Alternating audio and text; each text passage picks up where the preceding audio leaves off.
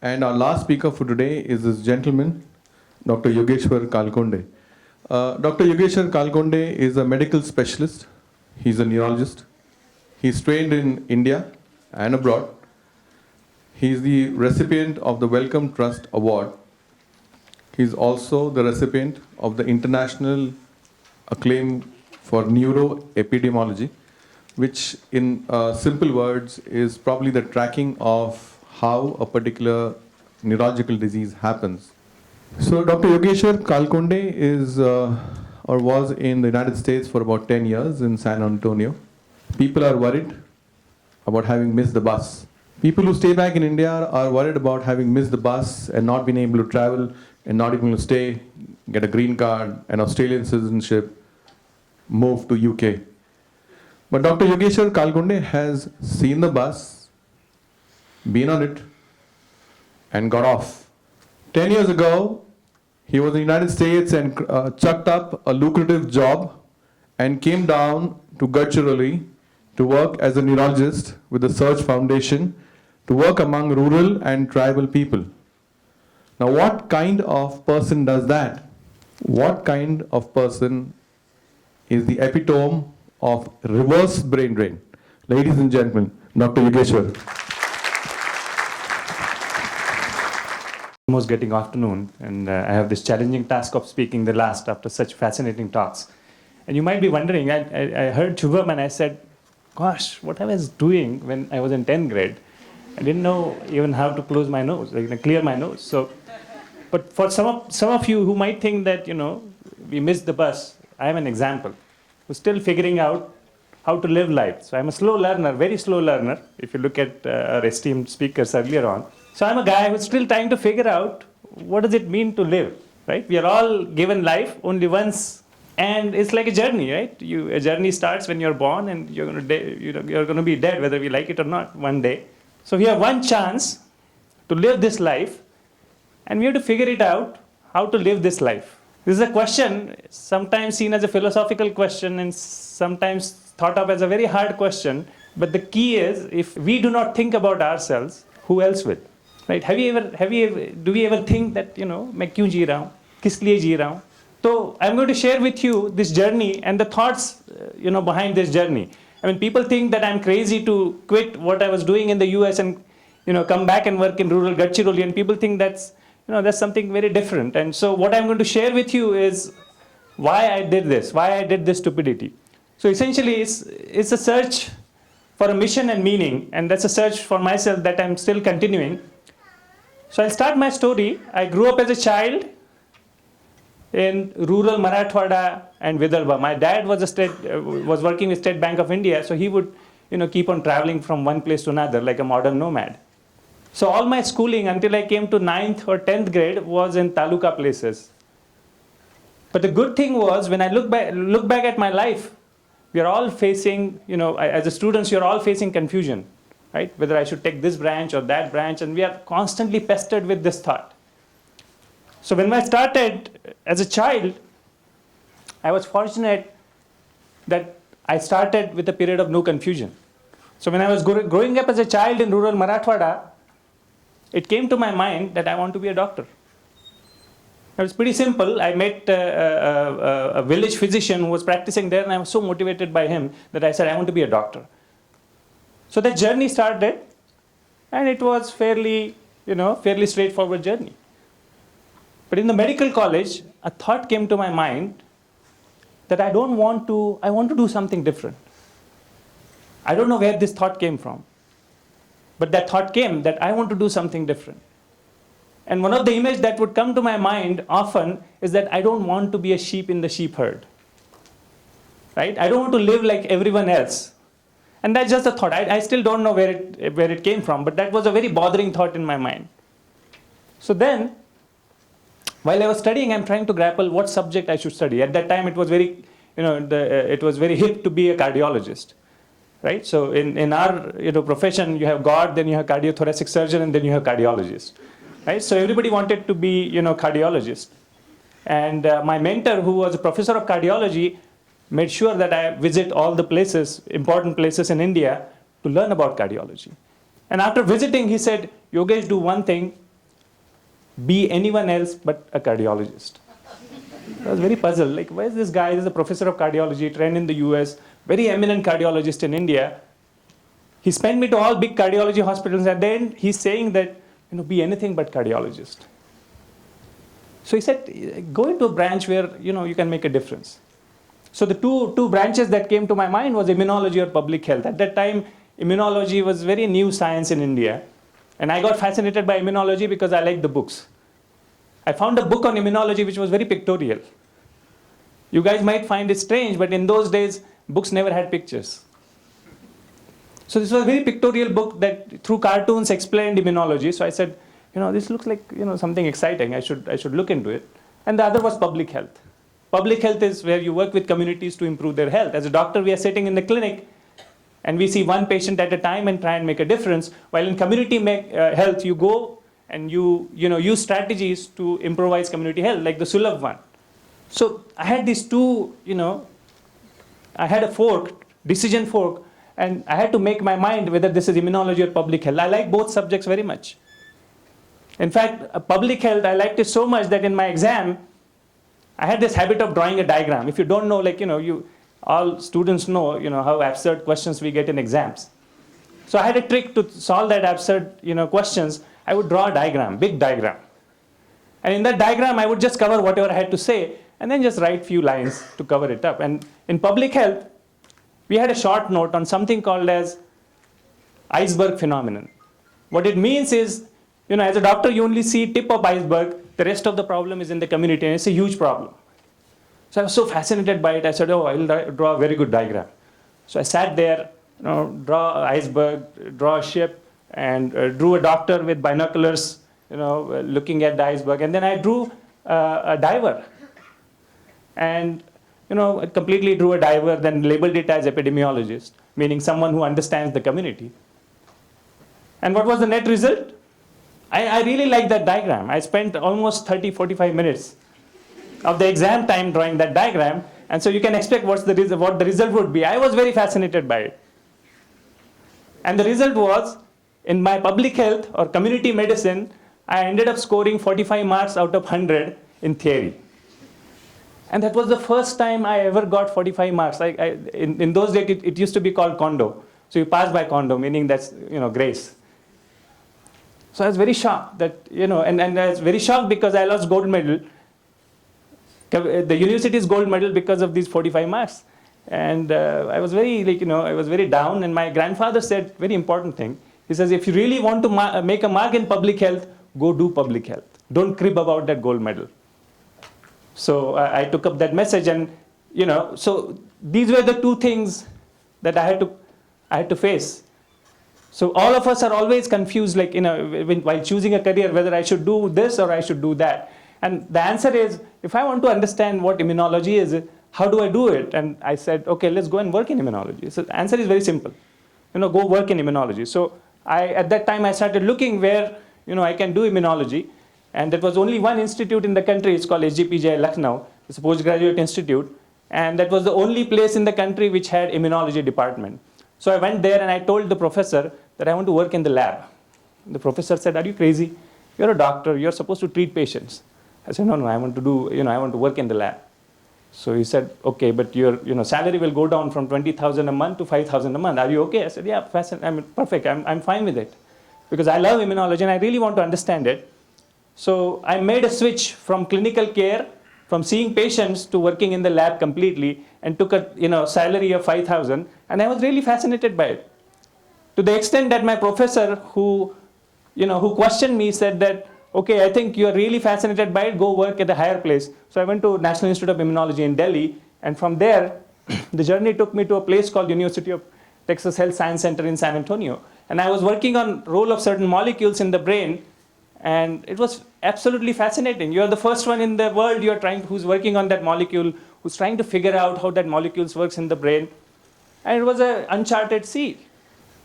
So everything looked very fascinating. I was very happy. You're living in the US, although I was not making too much of money, but I was very happy with a very comfortable lifestyle until I had an experiment which failed.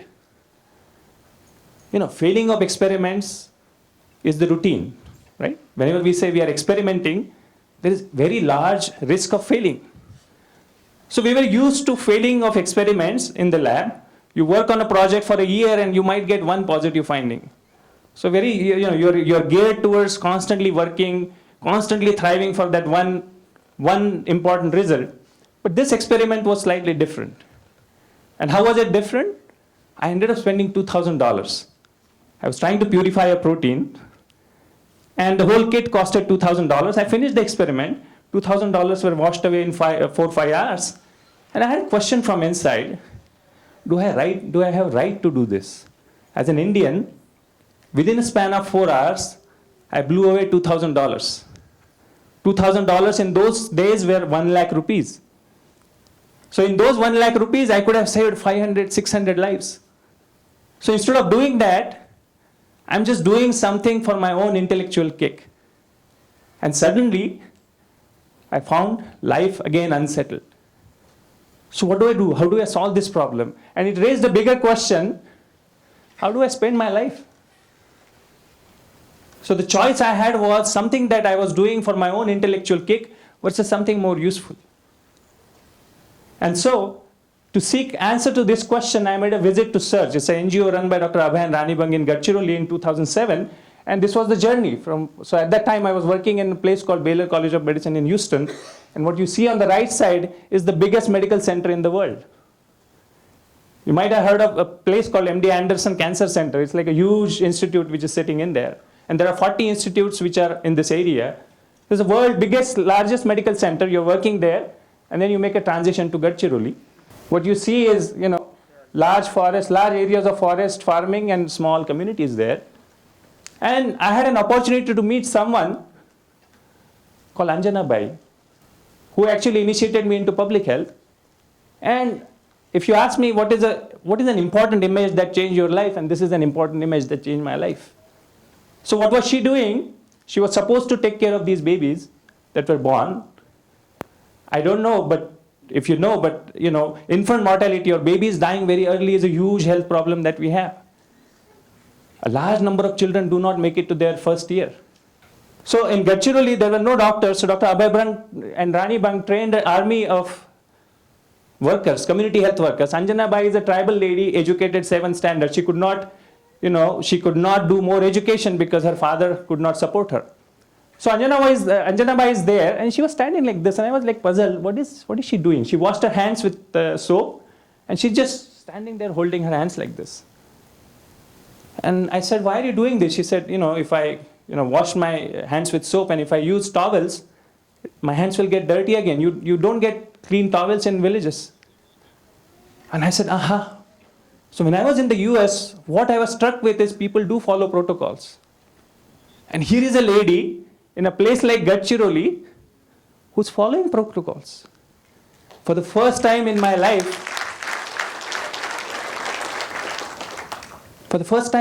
I said, there is hope in India. When I ran away from India, I was like very disappointed with this country. Desh ka kuch nahi ho sakta. And here is a lady, 7th grade educated in rural Gadchiroli, tribal Gadchiroli, showing me the way. And with the help of such community health workers, Search could reduce infant mortality by 50% at the cost of $7 per life saved. So I call her my guru in public health, because she's the one who showed me by doing right things, you could do magnificent things in life. And then so when we visited her in 2007, we are still working in Houston. And my wife Mrunal and I said, okay, we would quit US and we would come back. And I was fortunate to have Mrunal because she also agreed to this decision. And so we had to complete our training. So we finished our training and decided to come back. But what helped us make this transition were the questions asked by people. Some of you might know that in Mahabharata, there is a chapter called Yaksha Prashna. Yaksha Prashnas are difficult questions of life, which Yudhishthira had to answer before the Yaksha could make alive all the remaining Pandavas who died because they could not answer the questions of Yaksha. So I'm very thankful to people who asked these questions. I'm going to share those questions with you because this transition was possible because we could answer these 4 questions and we could adapt some attitudes, and I'm going to share them with you. So first question that was asked, but you are a neurologist and there are no CT scans and MRIs in Gadchiroli, how would you work there? It's a valid question, right? But it's a valid question which is restricting me from choosing my mission. Your education should empower you. What is happening here is a degree is disempowering you. So we said to this question that I am also a neurologist. I'm not only a neurologist, I'm also a neurologist. Neurologist is my tool. I am the master. So before doing neurology, I am a MBBS, Bachelor of Medicine and Bachelor of Surgery. And being MBBS, I could help many more people. Zooming out, before that, I'm a human being. You don't need to be a doctor to save lives, and we have excellent example. So we said, let's zoom out. Let's let our specialization should not restrict ourselves, but we should just look at it as a tool in our armory. So we could answer that question very well. The second question was, what about Nakshals and snakes and malaria in Gadchiroli? Is it a valid question? Yeah, it's a very valid question. But it was based on fear. And believe me, I think we Indians are one of the most fearful people in the world. We have most evolved philosophy regarding death in the world, yet we are extremely fearful of death. So what is the choice here? The choice here was dying in Houston versus dying in Gadchiroli. Simple choice.